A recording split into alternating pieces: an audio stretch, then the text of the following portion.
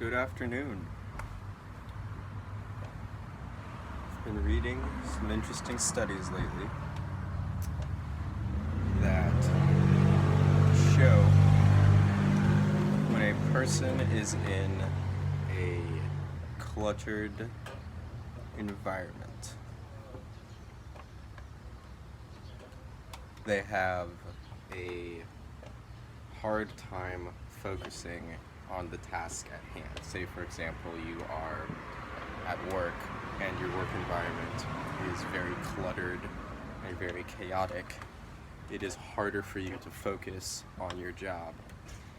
And this is because your subconscious mind is focusing on all of the clutter around you. Even if you don't realize it, even if you think that the clutter doesn't bother you, these studies are saying that no, your subconscious mind is actually bothered by all the chaos.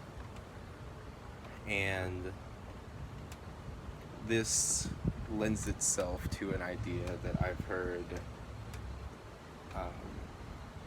several talks on, a couple by Jordan Peterson,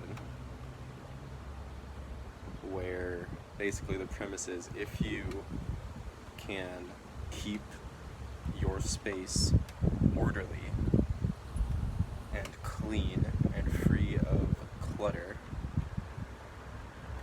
then you will have a much easier time overcoming mental obstacles in your life.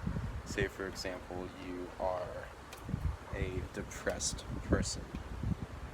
You struggle with depression or anxiety on like a mental level.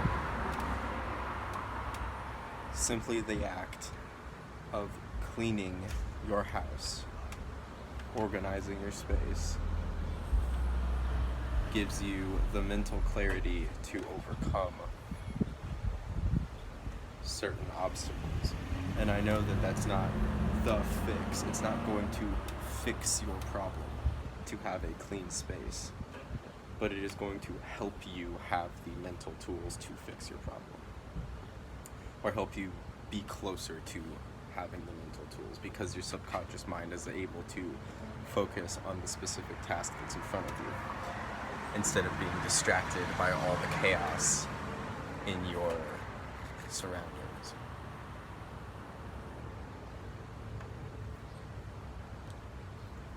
And I've seen that play out both in my own life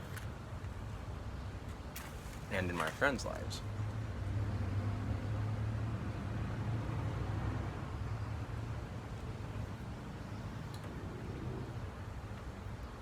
When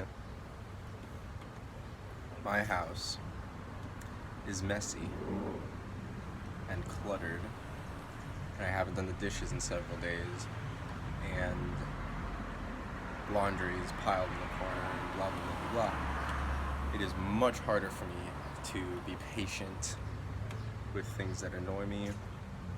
It's much harder for me to focus on enjoying and relaxing at home, and it's harder for me to focus on one specific area of the house that needs work because my mind is so scatterbrained because of all the clutter. And that can cause me to lash out, it can cause me to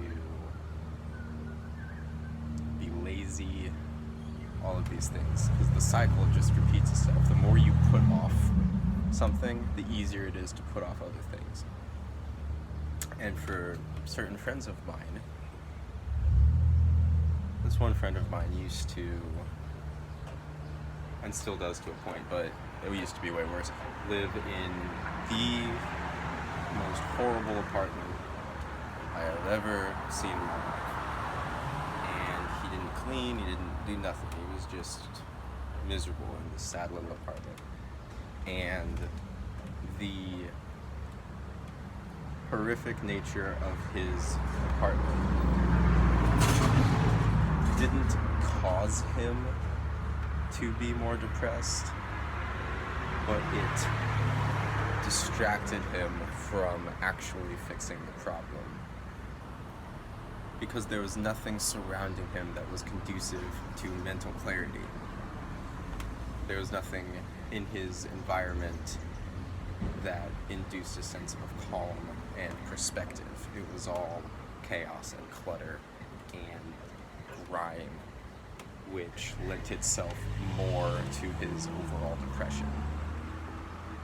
And when he got out of that and got himself into habitually cleaning up certain areas of his apartment, it allowed him to step back out of that and overcome certain aspects of his depression,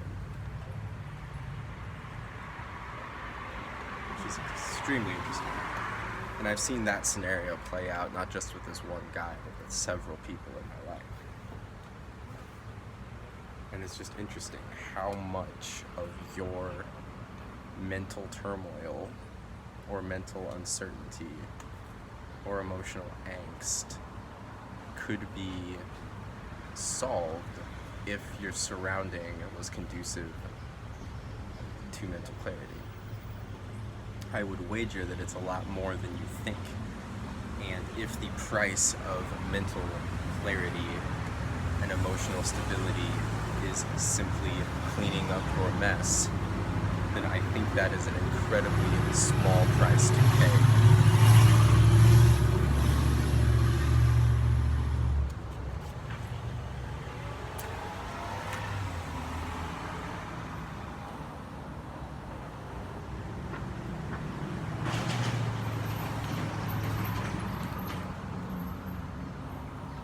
It's worth a shot.